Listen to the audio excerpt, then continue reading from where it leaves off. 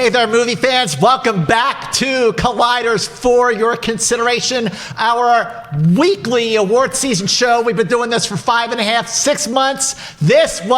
What a night this was. The Academy Awards did not disappoint. This was a great show. Lots of exciting moments. Great to be here doing the show live with Jeff Snyder and Perry Nemiroff. Okay, first of all, Perry, what did you think of the Oscar show itself? I'm really into it. It seems like, as much as I've enjoyed certain hosts in years past, it seems like trimming the host also helped the runtime. And the whole thing with starting off with Tina Fey, Amy Poehler, and Maya Rudolph it kind of just set the tone, I think, the right way for the whole hostless approach. And I wound up kind of digging it. It put the focus on the awards. And it also went by fast. What did you think, Jeff? I thought it was a good show. I don't think that we really needed a host. Perry's right. We didn't. Things moved along pretty quickly, 3 hours and 20 minutes or so. There were a couple of extraneous clip things, and some of the speeches went a little long. But you know what? Those are the moments that we live for as far as the Oscars go. This was an amazing show, and it really did, as usual, come down to that last moment. Going into the season, a lot of pundits, a lot of Oscar fans and experts, quote-unquote experts, were in fact picking Roma. But the three of us, all season long, to have a very respectful, passionate, sometimes heated, always fun and informative debate and conversation about movies and award season with the two of you has been absolutely amazing and rewarding. It has been an honor and a privilege, and I mean this, seriously, guys, I mean this. It has been the one thing I've looked forward to every single week since September, has been talking about the ups and downs of award season with the two of you. And the three of us, to the fact that we agreed on Best Picture, and the three of us were right. What's your take on that, mister? I'm gonna toot our own horn here. I came into Collider, and it sort of had comic book movies and fanboy stuff was its brand, and I said, guys, we need more Oscar coverage. I think we can bring a whole new audience to this channel, and Perry agreed with me, and we teamed up and we created For Your Consideration, which we thought was a great name. We thought, Perry and I, we know our stuff, but we're not an expert. We need someone who can really anchor this show and be the face of this show. And we put our heads together, and who better than Scott Mantz to come in and do that? And he showed us why we hired the guy tonight. He won the office ballot pool. He got 19 out of 24. All things considered, very impressive, because there was a lot of upsets tonight. There were a lot of upsets. And I told you there would be a lot of upsets. Well, let's talk about the upset of all upsets, Best Actress, which I may have won the Office pool, the Collider pool, which was a little different than the pool that I did with you guys last week. We all changed it up. A lot of things, well, just a couple things changed. But I have been saying for a couple of months now, I have been throwing it in your face. Glenn Close is going to win Best Actress. I have been saying she's the one to beat. It's her year. It's a career award, all that stuff. And then I said that's actually an award for the movie itself. Regardless, I bet you $20 with a tremendous amount of confidence. And my friend Jeff Snyder, I lost miserably tonight. Man, oh boy! Perry, pass it down. I'll tell you, I just don't know if the Academy saw this movie at the end of the day. Guys, we're live, Dorian. We're live, baby. We are live. This is live. Hi, Dorian. This is live, Dorian. This is live TV, baby. I just don't know if the Academy, enough people saw the Glenn Close movie at the end of the day. I just don't know if they wanted to give it to her for her lifetime achievement kind of thing. She was 0 for 6 before. I don't know what was in that movie that would make them give it to her for number 7. Having said that, Olivia Colman not only upset the Best Actress category, she saved The Favourites, because that wound up being the only Oscar that The Favourite won. Perry. That, I think, was my favorite moment of the entire night. I was so happy to see it win something, and when it won nothing else, because I really did think it was taking production design. When it didn't win that, I was afraid it was, basically telling me the temperature of the room. And even though, I kind of, it's hard not to feel bad after the whole narrative that's been created this award season that Glenn Close didn't win, but she looked like she was in good spirits there. But to see Olivia Colman be one of the biggest surprises of the entire night, and then get up there and give that speech that she did, which was so evidently like from the heart, but also hilarious. And when she kind of like farted just into went the off. thing, She went off. I almost lost my mind. A lot of people, including the New York Times carpetbagger Kyle Buchanan, sort of said throughout this season that Glenn Close, that Olivia Colman, that Fox Searchlight would have had like Best Supporting Actress in the bag. But to their credit, Fox Searchlight wanted to push her for the lead, even though a lot of people didn't think that she belonged in that category, and she managed to pull off the upset. It is an amazing upset, and you know what? I'm very happy for everyone at Fox Searchlight for The Favorite. You know, when it won all those BAFTA awards, you know, it kind of had the home team advantage because it's a British movie. You know, it's a British award show. But after sort of like building up to the Oscars, you know, that this is Glenn Close's year, you know, 3 Tonys, 3 Primetime Emmys, 3 Golden Globes, no Oscar wins. That's got to change. And I was on that bandwagon for sure. And I did really believe that it was a great performance. Probably you're right, in a movie that not enough people saw. But look, The Favorite is not exactly a box office behemoth either. It made like $27 million at the box office. You know, we're not talking Bohemian Rhapsody numbers. We're not talking Stars Born numbers. And we're definitely not talking Black Panther numbers. But the fact that she won over Glenn Close, wow, I'm still hurting. And not because I lost $20 to you. Guys, I was happy to lose $20 to you. I had a $20 bill all written out for Mantz that said, "In Glenn Close, we trust." I crossed out the God on the back of the $20 bill and put, "In Glenn Close, we trust." I was about to hand it over to him, and then I just snatched from the jaws. You should have seen him. Yeah, I don't know if the live camera caught Jeff Snyder. Oh, the live camera caught that. When Olivia won, I was like, my heart started beating really fast. I was like, oh, shit. I mean, like, wow. I mean, but Perry, I know you were happy because I know you love The Favorite. You've been saying that for months. Yeah. How much you love The Favorite. It's one of those movies that the word that I keep using to describe it is intoxicating because, you know, we all like to see every movie that comes out there, but there's certain movies that don't necessarily align with my taste typically. And I thought The Favorite was going to be one of them. And then all of a sudden that DVD screener, after I'd seen it in the theaters, comes in the mail for award season. I put it in the DVD player. I'd already seen it already. All this new stuff comes and I can't get it out of the player because there's so many fine little details and nuances in their performances, and I feel like the Academy saw that in what she did, so I'm glad she was recognized. You are absolutely right, Perry. Let's go back to Green Book winning Best Picture. Yeah, I think it's cool that the three of us get bragging rights for having On For Your Consideration, really got behind that film for different reasons, okay? So let's talk about the bigger picture here.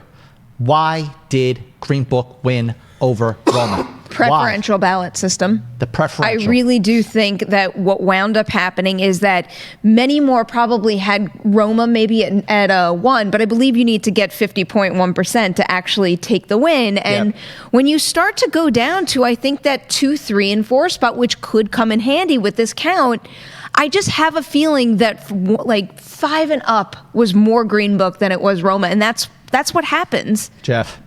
Listen, I mean, there's some truth to what Perry's saying about the preferential ballot. Obviously, it helped here, but here's the truth, and people aren't going to like it, and they're not going to like me for saying it. Green Book's a better movie. I agree. It's just a better movie. I don't care. It may not be as well made, not as well directed, not as well shot or scored or whatever. It's not as ambitious. It's about how it makes you feel. That is why Jeff Snyder's gut is always friggin' right. Because it is about how it makes you feel, guys.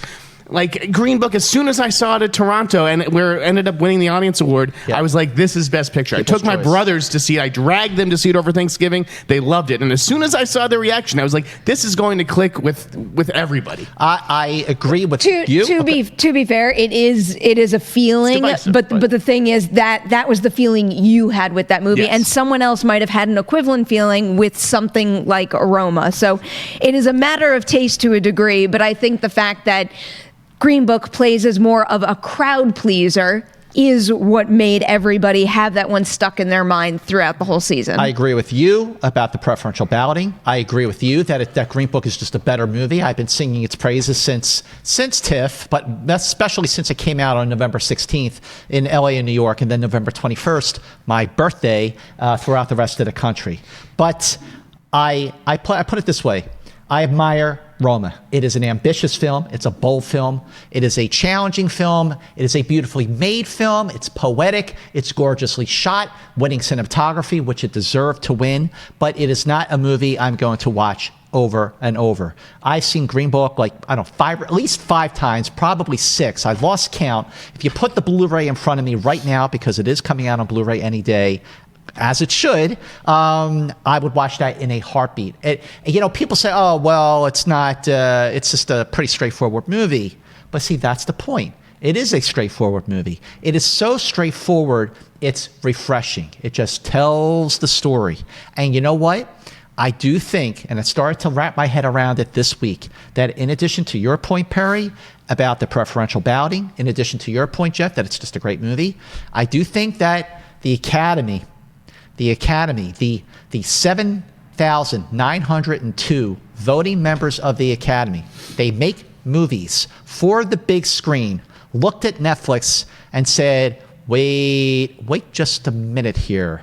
You know what, Netflix, we love you. We think you're great. Got a lot of stuff on Netflix. I watch Netflix a lot. But a movie is a movie. A movie is for the big I disagree. screen. I disagree. And I also think, just opinion, but I also think that Academy voters, I'm not even an Academy voter. I'm just a broadcast film critic just a voter. guy. And a Producers Guild voter. But the level of swag, the free stuff that I got, the spending that Netflix was sending me stuff like every other day, or at least every other week, it got obnoxious. It was a turnoff. But ultimately, I just love Green Book. I think it's a great movie. It deserved to win. And let the backlash begin, because you know that for the next week, the next month, people are going to go crazy. Yeah. Oh, Green Book, it's a white savior movie. It's a great movie. Shut up, Come on. I don't think, maybe Netflix affected some people's votes, but the entire town, the entire industry is in bed with Netflix. Exactly. They're all in business with Netflix. And if you ask these people, what are they making? They would say they're making movies, same as anything else. I had mentioned that on the pre-show, and I think that is the tiniest bit of the voting academy, because also,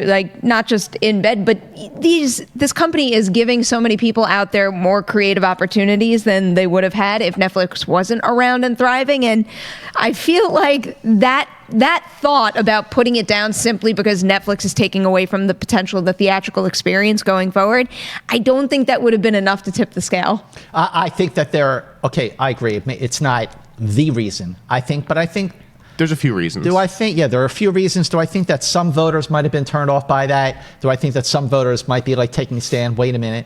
This is the movie business. Best Picture should go to a movie, not a Netflix movie. I think there's all these reasons apply. All of them apply. I thought that because of that Black Panther could have won, Black Klansman could have won, and A Star Is Born could have won. But in the end, it was Green Book, and I'm glad. Let's go through some of these. Before we move on, Scott, don't we have another bet? Oh, okay. Yes, we do. Shoot. Yes. Did I win?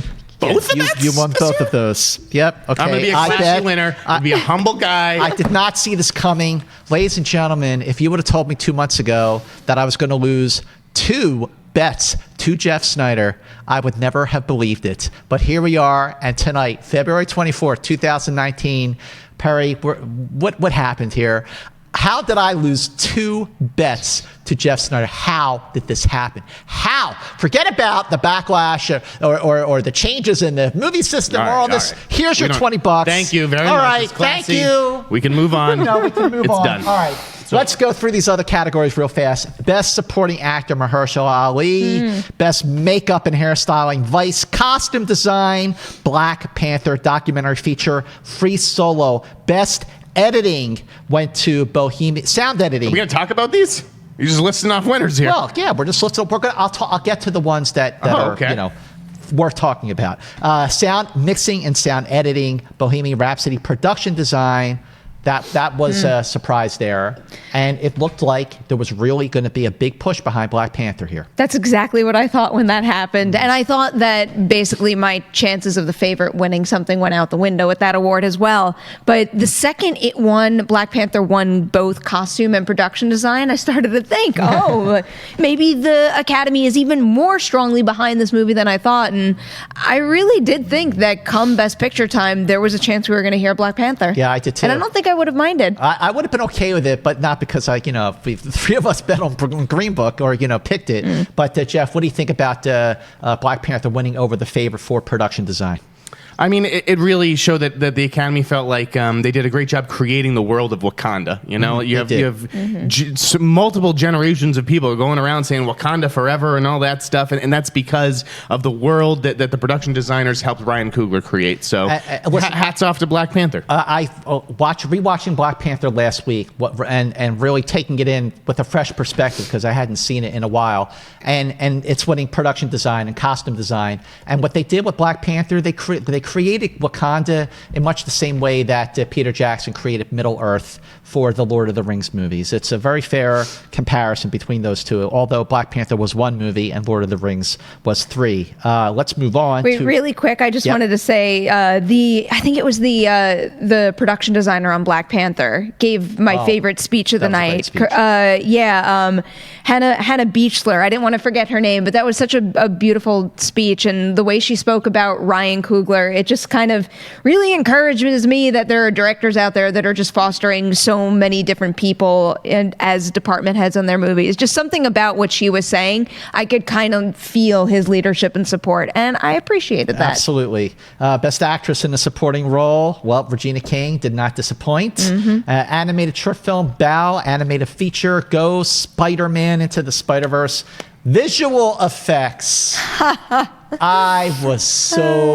all picked it, but wait, did we? Did you guys? This is what I changed on the pre-show, and I'm glad I did it. Remember, right? Avengers to First Mantz. All right, First Mantz. Jeff, what do you think of that, pal? I like it. Okay, all right. And I'm glad it got something. Mantz, I'm glad it was recognized for something. So my favorite moment of the night, was First Man winning best visual effects. Go First Mantz. All right, let's move on. Documentary short subject went to what did it go to? Period End of Sentence. Yep. That was Period Lisa Taylor's movie. That's right. Yep. Okay. I think that movie really just benefited from a publicity campaign, a really good publicity campaign. When its producer is the top award strategist in town, Payback. Yeah. Well, I wasn't that surprised. To the film's credit, though, it is very much deserving of this nomination. And like I said in the pre-show, I have a different favorite. Mine was Black Sheep. I find that style really unique and really powerful. But I'm not all that bummed or surprised that Period of End of Sentence wound up winning, because really the more people that watch that movie, the better. And also, they gave a great speech. They gave a great acceptance speech. Live action short film went to Skin, upsetting Marguerite. That was surprising. That was surprising. I was sure they were going to go with Marguerite, but in particular, Skin kind of surprised me compared to, let's say, Fauve, or if that's how you pronounce it. But that's the one that I thought was going to take it, if not. Right. I was surprised that Skin won, but at the same time, it's also has already been adapted into a feature starring Jamie Bell. I saw the film in Toronto. I really liked it.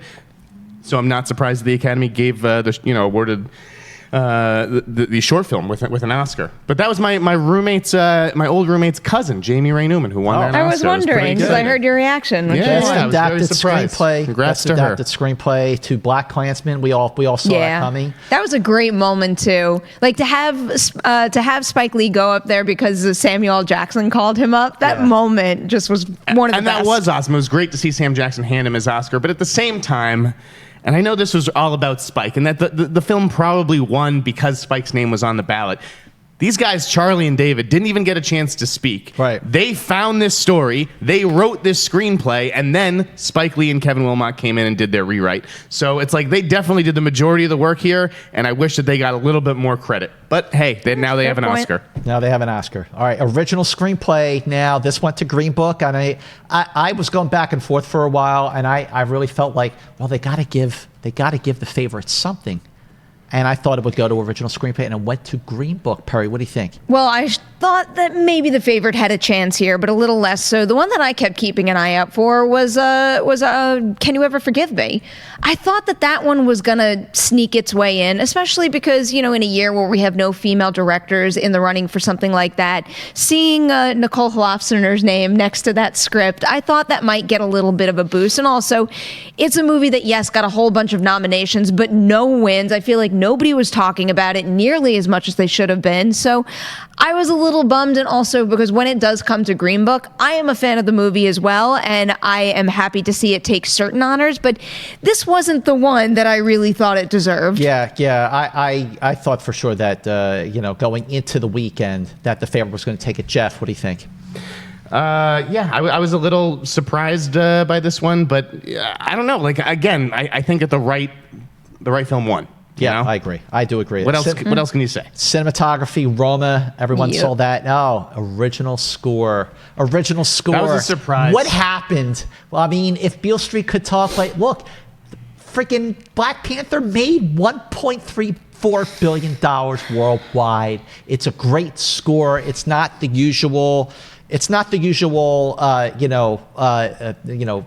Comic booky superhero action movie type of score. It does have a flavor to it. It does have a style to it. It is different. And looking at this one now, yeah, it does deserve it. Black Panther. It's frustrating because I think it is a phenomenal score, and I am glad to see it win, but I don't think any other score this year kind of got to my heart quite like Nicholas Britell's work in If Beale Street Could Talk. And I also wanted to see that movie honored again. You guys know this. I know you don't agree, but I really think that deserved even more love than it got. And especially when Britell delivered 2 incredible scores this year. Yeah. I mean, it's such a bummer that he didn't win. But again, Black Panther, that score is something else. I just thought it was so not memorable. It's not a score that I'll go back and listen to, Black Panther. And I'm a big scores guy. I thought Nicholas Britell's work was really beautiful.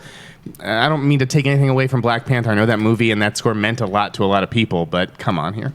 Okay, well, let's come on to original song, Shallow. That was a given. All right, directing, Great performance, though, by Gaga and Cooper. Sorry, it's late. It's late here, folks. Great performance by Cooper and Gaga on that piano. Yeah, that was great. That was sweet. Everyone thought they were going to kiss, right? It was close. Didn't you? Was it just our office that was like rooting for that? Everybody was shouting. Everybody was into it. But yeah, Shallow. And then directing, Alfonso Cuarón for Roma. Oh, he did pretty good tonight. He didn't win Best Picture, but he got, Roma got 3 other awards. And Green Book got 3. Black Panther got 3. Bohemian Rhapsody led the night. Bohemian Rhapsody led the night with 4 Academy Awards. 4 for Bohemian Rhapsody. Back in November, it had a friggin' 62% on Rotten Tomatoes. And look at this, 850 million worldwide, 4 Oscars, including Best Actor and all the sound and editing. That's awesome. That's going to be a hot topic of conversation come the next couple of days and beyond. The fact that and I know Green Book tied with 2 other movies with number 3, but having Green Book and Bohemian Rhapsody take a significant amount of Oscars compared to all the other competition, I get this sense that if you don't like one, you probably don't like the other. So I think the uproar regarding those 2 tonight is going to be a hot topic. Bohemian Rhapsody now has more Oscars than The Godfather. That is a true fact. When you put it that way. Good, Jeff. That's a good fact. Best Actor, Rami Malek. I'm so happy for him. We all knew going in that it was going to be that Rami was going to take it. I mean, that was a great speech. Begrudgingly. Best Actress. Well, we've already talked about this, but man. Here's what I think Best Actress is saying, Mantz. Yes. It's saying that this new Academy... Scott, give Jeff $20. This new Academy is not down for giving people these Lifetime Achievement Awards that the old Academy was willing to. I don't think you're ever going to see that. That's done with. I give you that. Absolutely. I think you're right. Well, I mean, we'll see. I mean, next year I could be eating my words, and we do Double or Nothing, and I'm paying you next year. But I really think that the way that the Academy, is assembled or whatever these days. So you don't think Spike's win was at all that? From that narrative? No, I have always thought that Black Klansman was the best story. Mm-hmm. I thought it was messy as hell. I did not think the movie was that great, and I think Spike kind of got in his own way. But that's more of as a director. I think the writing, it was a deserving winner. Yeah. What a night. Wow. Okay, that brings us back to Best Picture. Green Book, 3 Oscars, including you got Supporting Actor for Mahershala, Best Original Screenplay, and Best Picture. What a night. What an award season. What a rewarding, and I don't mean with the gold Oscar statues, I mean the rewarding talking movies and award season. Can with the I two ask of you guys one Yes. question before we wrap up? Given how tonight's ceremony went, what one thing do you hope they keep intact from tonight next year? No host. Don't need it. It's kind of the Don't answer I was need fishing it. for. Do not need a host. That was the big. Okay, there's going to be a lot of takeaways from tonight, but the big takeaway for me was after all that, it was only the second time in Oscar history that we did not have a host. And you know what? It just goes to show you do not need one. I think Tina and Amy and Maya, they should bring them back next No. year as presenters. Don't Not need it. necessarily as a host, but like I Perry. think they should be award show staples, the three of them going forward. I was actually going to say what you said, but if next year they do announce there is a host and it's the three of them, then I will be okay with the host. But really, my answer was going to be go hostless. I don't think it's necessary. I think the show ran way smoother than it has in years past. I was having fun. It had energy to it. So it I moved. think keep it this way. And maybe the only other tweak I would make is I hated the production design. I liked the actual stage, but what was that like weird frame around it? Well, listen, I didn't even pay attention to that, but I really was going like, you really don't need a host. I mean, you knocked 20, 25 minutes off the running time of this telecast because you didn't have But a host. here's the thing: if it's 3 hours and 20 minutes and it already went over the 3 hour allotment that they wanted, why not just have a host and go 4 hours? You know, or 3.5 hours, that kind of thing. I will just say that I really like the clips. I like all the acting clips because there's so many movies that people out there haven't seen, and the clips are really like people's first exposure to some of these amazing performances. Well, Perry Nemiroff. Oh, well, man. Jeff Snyder. Is that it? Wow. That brings us to the end, not only of this show, that brings us to the end of this season. Another one bites the dust. For your consideration.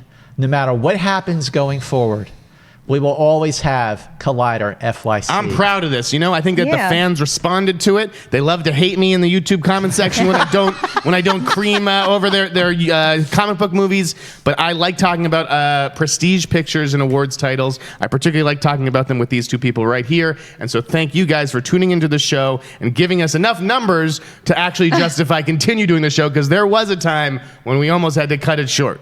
Yeah.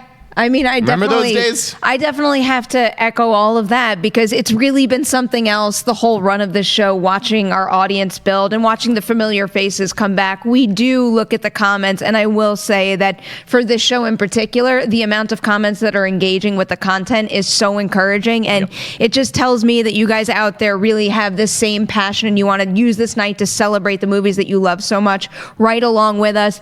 Seriously, guys, thank you so much.